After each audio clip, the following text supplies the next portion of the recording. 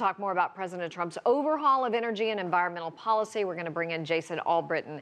He's the Director of Climate and Energy Policy at the Nature Conservancy. Welcome to the broadcast, Jason. Thanks for having me. So this is a big week, meeting on Thursday at the White House. Secretary of State Tillerson in the United States and Mr. Trump's son-in-law, Jared Kushner, both advising they stay with the climate change agreement. What do you think is going to happen? Well, clearly there's a very active discussion going on in the administration right now. There are voices within the administration, as you point out, arguing for staying as part of the Paris Agreement. And I think, we don't yet know the outcome, and we're all waiting to see. Organizations like ours are clearly urging the administration to stay in. I think an interesting development that we've seen this week is a lot of major corporations are also making that same argument, that there's a business case for keeping the U.S. as part of the Paris Agreement. Companies like BP, Shell, Walmart have written a letter this week telling the president that should keep the U.S. as part of the Paris Agreement. So I think those kind of arguments will help influence this administration and hopefully lead it to a place that keeps the U.S. as an active player in Paris.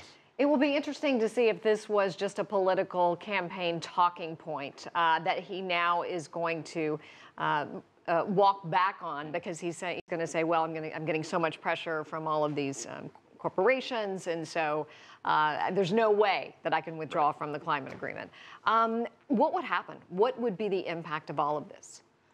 Of withdrawing from the agreement, I think it would be a bad outcome for the world. The U.S. clearly is a major player in whatever happens on climate and energy globally. So it will continue to be. And so I think there are consequences for U.S. companies that work abroad if the U.S. is not part of that. Because I think when the U.S. is part of it, it can influence, it can shape, it can guide where that discussion goes in the future. And I think that's important for this administration. And I think they're beginning to understand that there is value for the U.S. to be in there, even if as a campaign promise that was something that they came out and attacked. So what is your position and feeling about, the cheap natural gas, the shale revolution, and how it is really what's to blame for phasing out these coal mining jobs? I believe since 2011 in the United States, 50% of the jobs have been lost. Why is this? It's shale. I think what we're seeing, shale is clearly a big contributor. It's changed energy markets in this country. Lots of cheap natural gas has clearly been a driver.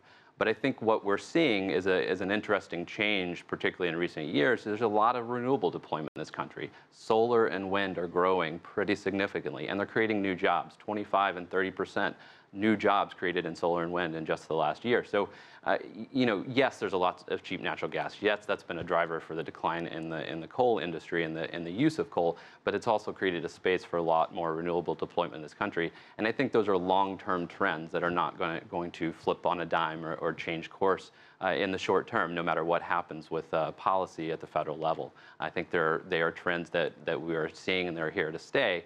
And I think it's resulting in lower emissions. It's resulting in our electric sector in this country becoming cleaner over time.